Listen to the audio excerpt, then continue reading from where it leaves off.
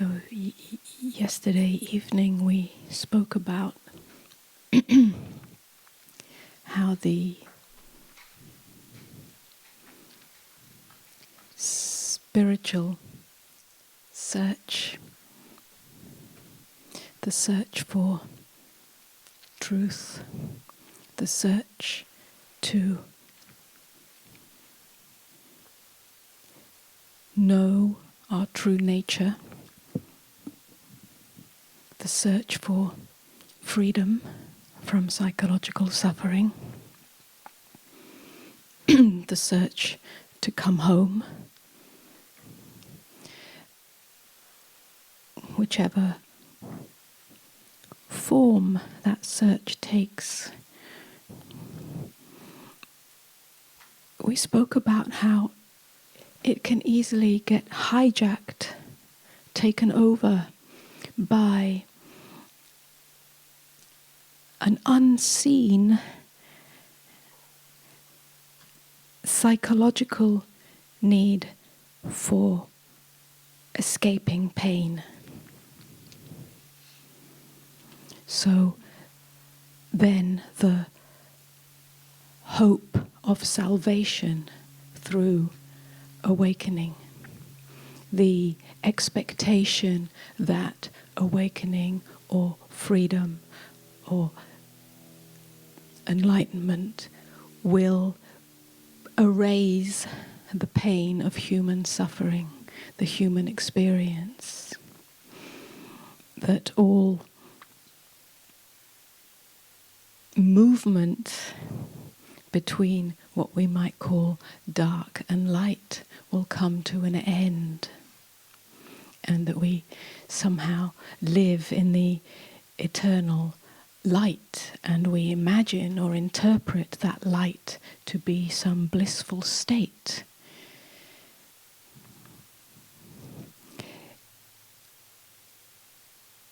So hope, expectation, imagination, the idea that we arrive at some destination, all of this is really a symptom of the psychological need to escape, to avoid that which we don't like, that which we don't want, that which we are afraid of, that which we have deemed to be an enemy. And what we deem to be an enemy is a feeling that we don't like. We don't like to feel fear. We don't like to feel uncertainty. We don't like to feel discomfort. We don't like to feel unknownness. We don't like to feel agony. We don't like to feel heartbreak. We don't like to feel grief. We don't like to feel brokenness. We don't like to feel devastation. We don't like to feel aloneness. There's a lot of things we don't like to feel. So there are a lot of enemies, seemingly out there, but all in here. So the spiritual search, that which we call the end of suffering, the desire to end the suffering, is invested with a hidden agenda, which is not to feel anything that we don't like. So off we go on the spiritual search, looking for the right teacher, the right teaching, the right spiritual method, the right meditation practice, all of which we've invested an agenda in. That teacher, that teaching, that meditation, that practice, that understanding, that knowledge will give us what we want, which is the end of feeling anything that we don't like, that we have deemed to be the enemy. And if it doesn't give us that, if it doesn't bring us that reward, then we turn away from it and we go off looking for another one. And so the search continues. We call that the search for truth. But it's to the contrary. Yeah? As if truth is something that we can, make into a thing, that if something gives it to us, then we have found it. But it's all a thing. Yeah, we've objectified. And none of that is truth. We've created a truth, an imaginary truth out of a lie. The lie of our own invested agenda, our own invested beliefs, our own invested needs for safety and comfort. So off we go, and nothing brings this reward, or it may bring the reward occasionally, and then we somehow lose it, and off we go again. Eventually, hopefully, we get broken enough and beaten enough and humbled enough, and we've failed enough times to come back right to where we are. I don't mean to regress, but to return,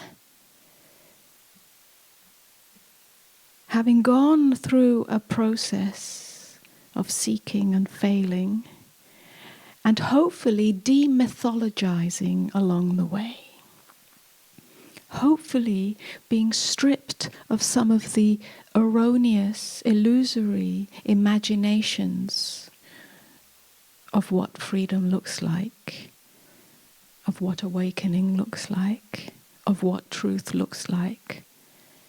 So hopefully we return stripped somewhat back to the bare fact of what is here.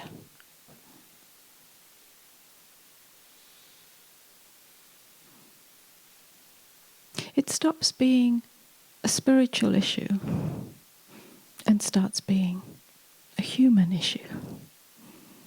How can we just be with the bare facts, the bare bones of our human experience? If we have been sincere enough, honest enough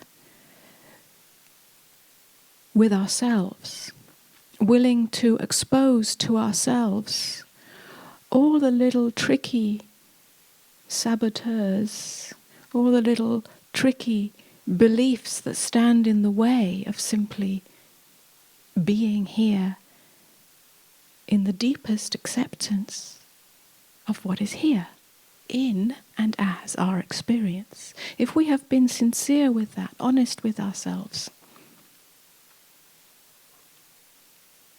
then when we return, if you like, to this, it is not a return to closedness. It is not a return to more seeking. It is not a return to shrinking. It is not a return to externalizing our inner authority and looking for it, looking for the answer somewhere out there. It is a return to true authority. It is a return to openness. It is a return to innocence. And it is a return to true aliveness.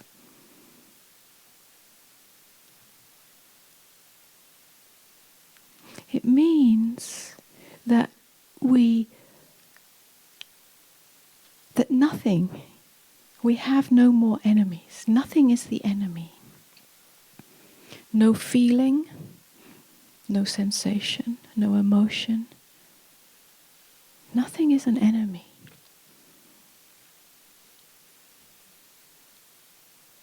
There is no longer the attempt to avoid or escape anything that is here. Here is the peace that we seek. Here is the freedom that we seek. We stop trying to avoid or fix or change the human experience. There is nothing that needs to be rejected. And this is the end of seeking. If you like, that whole journey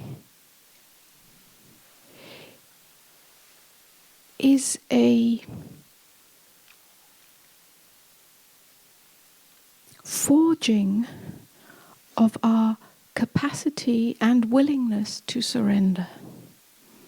It's a surrender that isn't a resignation, but it's a surrender of the mind's need to create a safety net.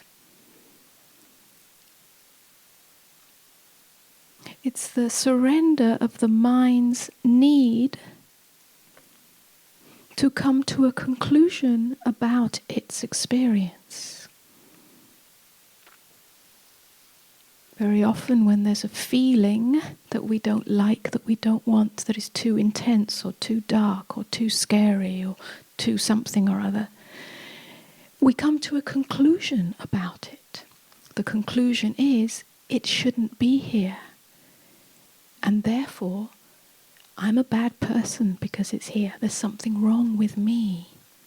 I'm not spiritual enough. I'm not healed enough. I'm not strong enough. I'm not powerful enough. I'm not awake enough. So we come to a conclusion about ourselves. That conclusion is always erroneous. The path of surrender, which is where true spiritual maturity comes from, is the surrender of the need to come to a conclusion, the tendency, the habit of coming to a conclusion. It is as it is. Everything is possible. In the totality of life, everything is possible. Everything exists. Every nuance of feeling, every part of the human experience, the whole spectrum, all of it is part of creation. When we come to a conclusion about it, we've personalized it. We've owned it, and we have made it a problem. There is no problem when you don't take ownership over it, when it stops being about me and what's wrong with me. Then it stops being me-centered and starts being God-centered. Everything is God. In order to find God, welcome everything. In other words, in order to know who you truly are, not as the me that is constantly looking for something, trying to perfect itself, trying to get away from itself, but to truly know yourself.